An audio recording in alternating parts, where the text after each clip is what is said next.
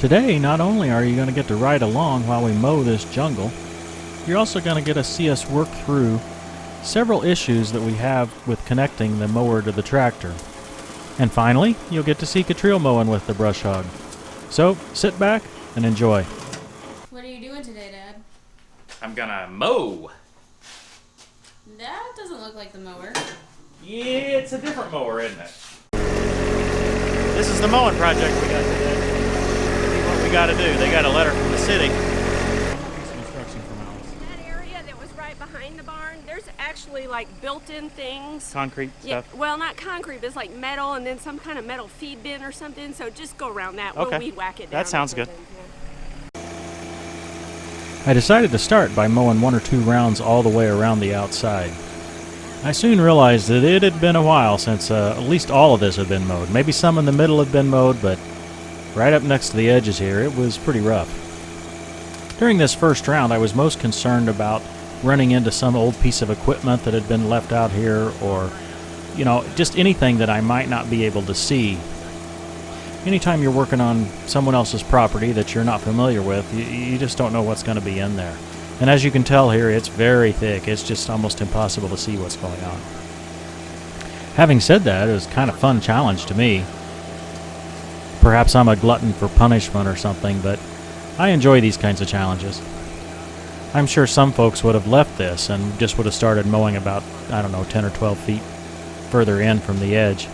But I want to do a good job for the customer, so I try to go the extra mile on these kinds of things. You'll notice here I run into a log with my front tire, and then at the same time I hit something wood with the mower in the back. Now you can tell the difference in sound between wood and, say, rock or concrete or steel or something like that, so wood like that won't really hurt it.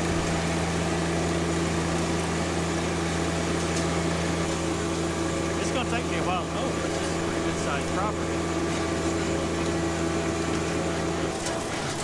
It took me 10 or 15 minutes just to go around at one time. Of course, this is the time when I'm trimming a little more and trying to figure out exactly where we're going to mow. But I must admit that it looked like a pretty big patch to mow when I'm taking a 4-foot strip right along the edge there.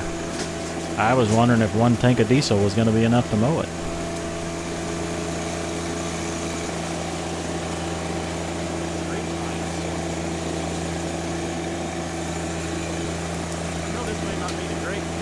Video quality, but it's probably some of the most interesting mowing because it's the adventure. You know, I'm actually trying to figure out where I am, where the edge is, and what's out here, and some of the middle mowing is not going to be as interesting. The funny thing is, if you look behind, it's totally different. It's like, oh yeah, of course, that's the fine line. The second round's a lot easier. I've already defined where the edge is, so you just mow.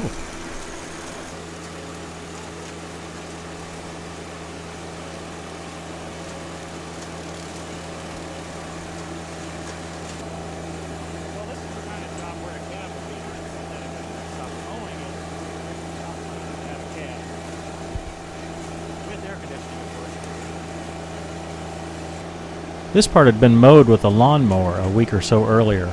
A neighbor had thought maybe they could mow the whole thing with their lawnmower. They did a little bit there, and then they decided that's enough. So it's been, I don't know, maybe half an hour now. I've been watching my temperature gauge, and as soon as the temperature gauge began to increase, I had to stop. Now this is these weeds right out here that's causing that. Probably have to stop every round or two, really.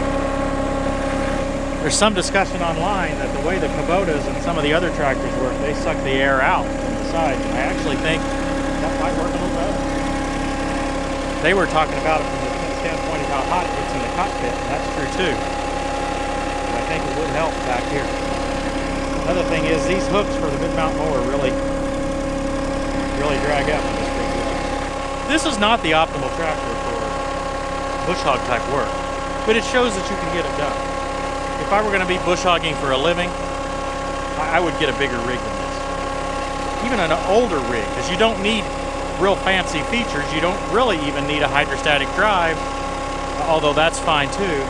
But you could get a much older rig with much more horsepower and a larger mower, say, you know, even up to 10, 12, 15-foot mower, and probably do a lot better with most bush hogging.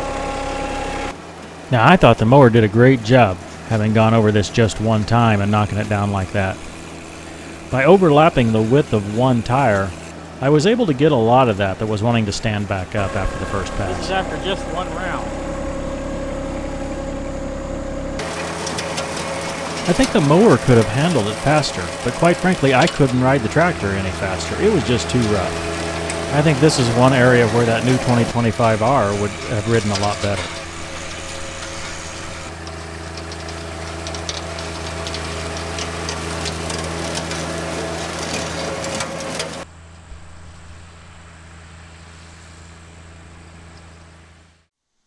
This mower has a frustration point for me, and that is that it claims to be quick hitch compatible.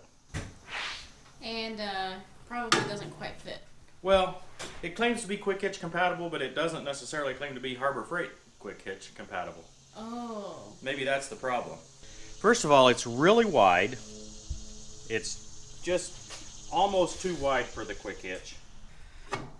There's 2 or 3 challenges here.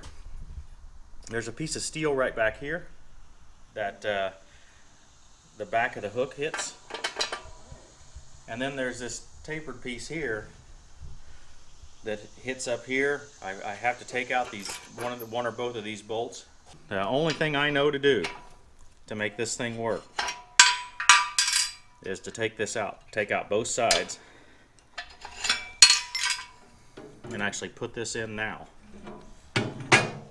And I can only actually get one pin in the hole with that approach. So the only thing I'm able to do is get one of these pins in. There's just not enough room to do any better than that. So I'm thinking maybe I can do some work on here on one of these edges or something and see if I can get that a little bit better, but it's just a pain in there.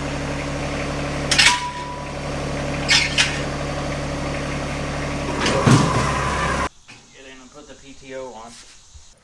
This PTO is a little bit different than my other one. My other one just has a pin. This one's got this whole collar around here to let see those little balls in there? The point of this collar is to let those balls go back. Oh, okay. And then they'll fit in the groove here on the shaft.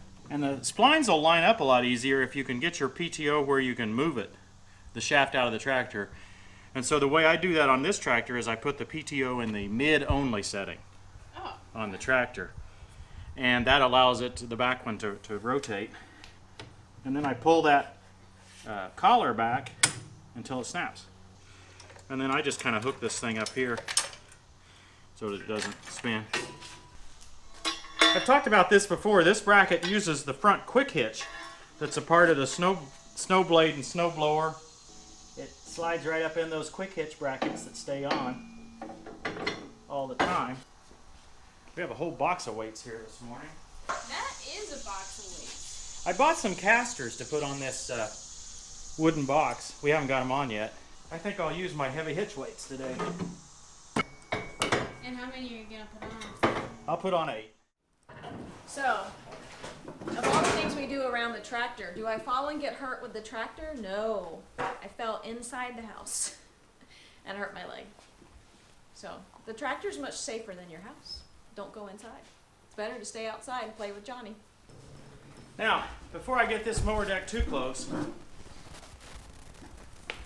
I want you to check this out.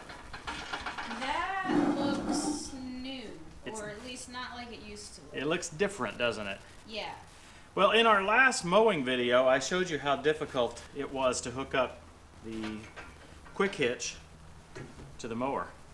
And I showed you that I could only have one pin in here connected at a time, and I had to have it kind of at an angle. By the time I got done with that mowing job, 4-acre mowing job, you know, I hadn't picked up the mower for a long time. By the time I got done, I had lost this piece. The one pin, I had a spring key here. The one spring key had got knocked out, I guess. So I thought maybe it was a good time to see if I could find a better top hook. Because this one just had, the first one had so much problems because right in here, this often doesn't fit in the attachments, these outside brackets. The iMatch hitch hook here is a little thinner. And so all of this is a little thinner, and it might fit a little bit better for a lot of them. But this is the Harbor Freight hitch or the Spico hitch, or I don't know, any number of other brands that they give to this cheap Chinese hitch. For this one I found online, I'll put a link to it from Amazon, but I found online a spot where it has a different hook that extends further backward. You'll see this 3/4 inches of an inch, that it extends further backwards before the hook part, rather than this hook part here being exactly even here. Now the way this mower is made, it's got this loose mechanism here. I may have to hold that up and have somebody back the tractor in. I can sit on the tractor. Okay. Ready?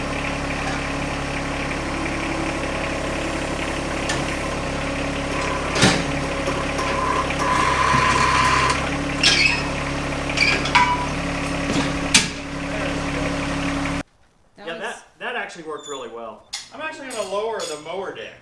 And why are you lowering the mower deck? Well, from Dad 101, where you tell me how to mow the yard, you always say, don't mow the yard too low because then you'll cut off the grass and it'll die. Yeah. Yeah, but in this case, I'm wanting to mow that corn stalks off pretty low, right? That's true. They're dying anyway. They're senescing, Dad. Yeah, they're dying. Lock washer always goes on the nut side.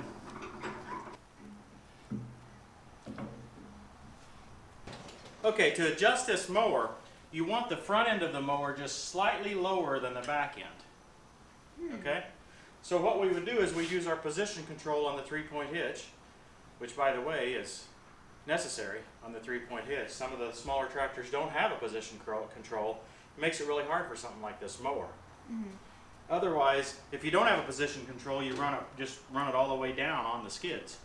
So why would you want the front a little bit lower than the back?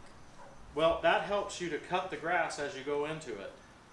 Oh, okay. Rather than having it up like this, you do more slapping of the grass than you do cutting the grass. Okay? Now, there's one other adjustment. We want to make sure that we have the 3-point hitch extended far enough such that this wheel hits the ground well before the front gets to that level. Ah, okay, yeah. And because if you happen to point the front end of the tractor down a little bit, you want the mower to stay level. And then this mechanism here, such that if the front end of the tractor comes up, this mechanism flexes to allow the mower to deal with that. The only reason not to have your top link essentially all the way out is to be able to pick up the mower off of the ground. We'll see how high this picks it up here in just a minute. Okay? So you can see that the back wheel's a long ways off the ground. Yeah. So that's good. That's begin to let her down. Now what we want to see as she lets it down is that the back wheel hits the ground and the front end is still up. Stop. See, the front end is still a little bit high, but I think I'll put it down even a little bit further. Now you see that right now that the back wheel is on the ground, but the front end is still up. So that's not our mowing position, but that kind of shows that we're going to have some flex allowed here. Now if we go back down to the stop rail, you can see that we have all this for flex.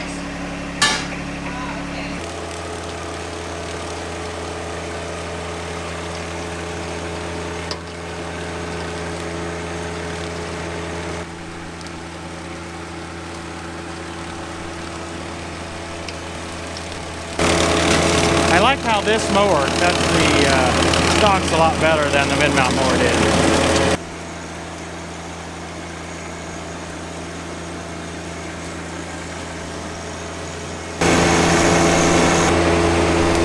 There she is, the flip-flop farmer. I'm not going to tell her how to finish this mowing job. She's got to figure it out on her own.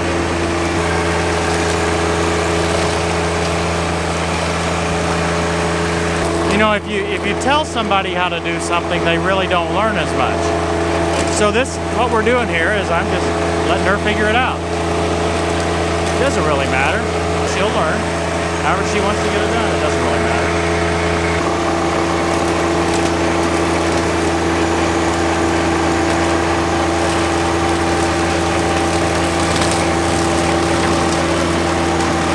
The back of that mower swings around so far that It's hard to deal with. And you really, when you're riding on the tractor, you just don't realize how far it's going to swing out there behind you when you turn.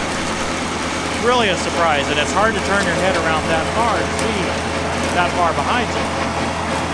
So it makes it quite a challenge. I think I better not quit my day job. It's hard that far behind you. Yeah. Well, Dad, it looks like for a little while today, at least, you took my cameraman role. Yeah. And I did the work. Yeah. And I imagine you did better than me. I don't think I did, actually. We're not grading. Oh, good. Well, this mower certainly worked a lot better than the mid-mount mower. Mm-hmm. No smoked belts or anything like that. Definitely not. So, hey, thanks for watching, everybody, and hit that like button, subscribe to our channel, use that little bell right beside the channel so you get notifications of our new videos, and we'll see you next time on Tractor Time with Tim. One thing I will say is this way of storing it, just setting the front down on a furniture dolly, works great.